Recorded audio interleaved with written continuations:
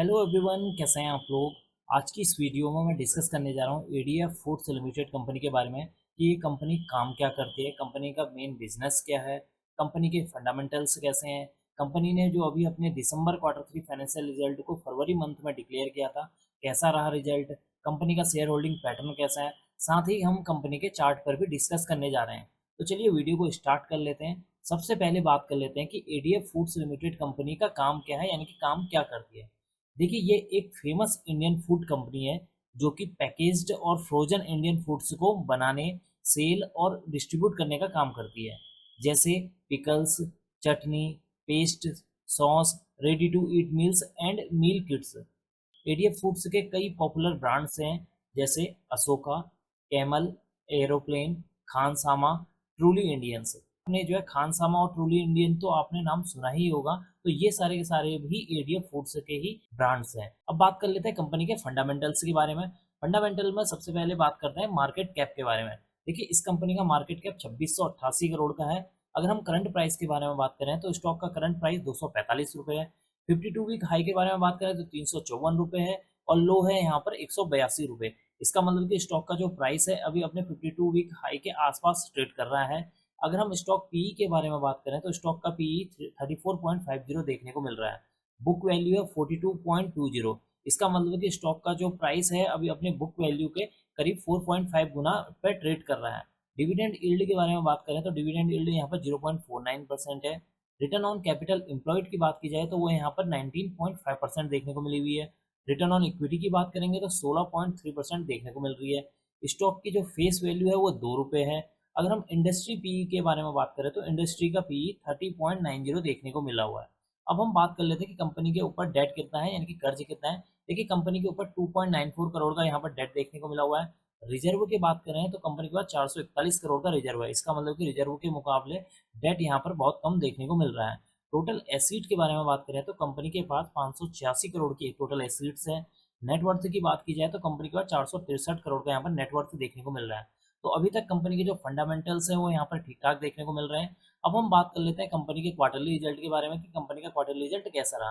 देखिए, यहाँ पर कंपनी का जो मैंने क्वार्टरली रिजल्ट ओपन किया हुआ है ये कंसोलिडेटेड रिजल्ट है। यहाँ पर आप देख सकते हैं कंसोलिडेटेड यहाँ पर लिखा हुआ है। तो ये कंसोलिडेटेड रिजल्ट है और यहाँ पर हमें केवल दो सेक्शन पर अभी फोकस करना है। पहला है दिसंबर 2024 का रिजल्ट, ये वो रिजल्ट है जो कंपनी ने अभी फरवरी मंथ में डिक्लेयर किया है। दूसरा हमें जो है दिसंबर 2023 के रिजल्ट को कंपेयर करना है, यानी कि इन दोनों रिजल्ट पर अभी हमें फोकस करना है। यहाँ पर जो आपको सारी की सारी जो अमाउंट नजर आ रही है, सारी की सारी अमाउंट यहाँ पर करोड़ में मेंशन है। अब हम बात कर लेते हैं कंपनी की सेल्स के बारे में कि इस क्वार्टर में कंपनी ने कितने करोड़ की सेल्स की है। देखिए, इस क्वार्टर में कंपनी ने 147 करोड़ की सेल्स की है। अगर हम इसे प्रीवियस ईयर दिसंबर 2023 के साथ कंपेयर करते हैं तो दिसंबर 2023 में कंपनी ने 130 करोड़ की सेल्स की है। इसका मतलब है कि कंपनी की यहाँ पर जो सेल्स है वो बढ़ती हुई नजर आई है, जो कि इसके लिए एक पॉजिटिव पॉइंट है। बात कर लेते हैं कंपनी के खर्चों के बारे में, यानी कि एक्सपेंसेस के बारे में। इस क्वार्टर में कंपनी ने 121 करोड़ के खर्चे किए हैं। प्रीवियस ईयर दिसंबर 2023 में 103 करोड़ के खर्चे किए थे। इसका मतलब है कि यहाँ पर कंपनी की अगर सेल्स बढ़ी है तो कंपनी के जो खर्चे हैं वो भी यहाँ पर बढ़ते हुए नजर आ रहे हैं। बात कर लेते हैं ऑपरेटिंग प्रॉफिट के बारे में। देखिए, कंपनी की जो सेल्स होती है जब हम उसमें से माइनस कर देते हैं एक्सपेंसेस को तो निकल कर आ जाता है ऑपरेटिंग प्रॉफिट। इस क्वार्टर में कंपनी का ऑपरेटिंग प्रॉफिट 26 करोड़ है। प्रीवियस ईयर दिसंबर 2023 में 27 करोड़ देखने को मिला हुआ है। इसका मतलब कि ऑपरेटिंग प्रॉफिट में एक हल्की सी गिरावट देखने को मिल रही है। ओपीएम परसेंटेज, जिसको कई सारे लोग ऑपरेटिंग प्रॉफिट मार्जिन परसेंटेज के नाम से भी जानते हैं या फिर मार्जिन परसेंटेज के नाम से भी जानते हैं, तो यहाँ पर 18% ओपीएम परसेंटेज देखने को मिला हुआ है। प्रीवियस ईयर दिसंबर 2023 में 21% ओपीएम परसेंटेज देखने को मिला हुआ है। इसका मतलब है कि यहाँ पर जो ओपीएम परसेंटेज है उसमें 3% की गिरावट देखने को मिली हुई है, जो कि इसके लिए क्या है, एक निगेटिव पॉइंट है। बात कर लेते हैं कंपनी के नेट प्रॉफिट, यानी कि कंपनी को इस क्वार्टर में कितने करोड़ का मुनाफा हुआ है उसके बारे में। देखिए, इस क्वार्टर में कंपनी को 19 करोड़ का मुनाफा हुआ है। अगर हम इस मुनाफे को प्रीवियस ईयर दिसंबर 2023 के साथ कंपेयर करेंगे तो प्रीवियस ईयर दिसंबर 2023 में भी 19 करोड़ का नेट प्रॉफिट देखने को मिला हुआ है। अब बात कर लेते हैं ईपीएस, यानी कि अर्निंग पर शेयर के बारे में। देखिए, यहाँ पर एक शेयर पर कंपनी की 1 रुपये 71 पैसे की अर्निंग हुई है, जबकि प्रीवियस ईयर दिसंबर 2023 में 1 रुपये 76 पैसे की यहाँ पर अर्निंग देखने को मिली हुई है। इसका मतलब है कि यहाँ पर जो ईपीएस है उसमें एक जो है हल्की सी गिरावट देखने को मिल रही है। तो कुल मिलाकर देखा जाए यहाँ पर कंपनी का जो रिजल्ट है वो मिला जुला देखने को मिल रहा है। एक तरफ कंपनी की जो सेल्स है वो बढ़ती हुई नजर आई है, तो यहाँ पर कंपनी का जो नेट प्रॉफिट है वो सिमिलर देखने को मिला हुआ है। इसके अपोजिट साइड जो कंपनी का जो ऑपरेटिंग प्रॉफिट है उसमें एक हल्की सी गिरावट देखने को मिली हुई है। ओपीएम परसेंटेज में भी यहाँ पर जो है 3% की गिरावट देखने को मिली हुई है। तो कुल मिलाकर कंपनी का जो रिजल्ट है थोड़ा मिला-जुला देखने को मिला हुआ है। अब हम यहाँ से बात कर लेते हैं कंपनी के शेयर होल्डिंग पैटर्न के बारे में। अब आपके सामने है share holding pattern. Share holding pattern में सबसे पहले हम समझ लेते हैं प्रमोटर की होल्डिंग के बारे में। देखिए इस क्वार्टर में कंपनी की 36.14% की होल्डिंग देखने को मिली हुई है। प्रीवियस क्वार्टर के साथ अगर हम कंपेयर करते हैं तो सितंबर 2024 में 36.17 थी। इसका मतलब कि कंपनी के जो प्रमोटर हैं उन्होंने अपनी जो होल्डिंग है वो हल्की सी कम की है। बात कर लेते हैं एफआईआई के बारे में।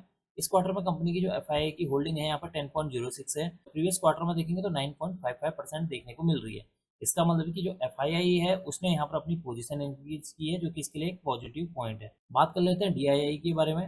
देखिए यहाँ पर डीआईआई की 23.65% की होल्डिंग देखने को मिल रही है और प्रीवियस क्वार्टर में देखेंगे तो 8.81% की यहाँ पर डीआईआई की होल्डिंग देखने को मिली हुई है। इसका मतलब है कि यहाँ पर डीआईआई ने एक अच्छा खासा होल्डिंग में इंक्रीमेंट किया हुआ है, जो कि इसके लिए क्या है एक पॉजिटिव पॉइंट है।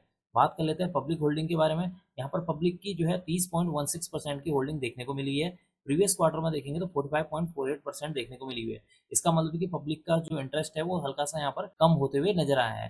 तो कुल मिलाकर देखा जाए कंपनी के जो शेयर होल्डिंग पैटर्न है वो ठीक ठाक देखने को मिला हुआ है। एक बार मैं आपको प्रमोटर के नेम को दिखा देता हूँ। यहाँ पर आप देख सकते हैं ये सारे वो लोग हैं जो कि प्रमोटर के होल्डिंग में जिनका नेम मेंशन है। अब हम यहाँ से सीधे चलते हैं कंपनी के चार्ट के ऊपर। अब आपके सामने है कंपनी का चार्ट।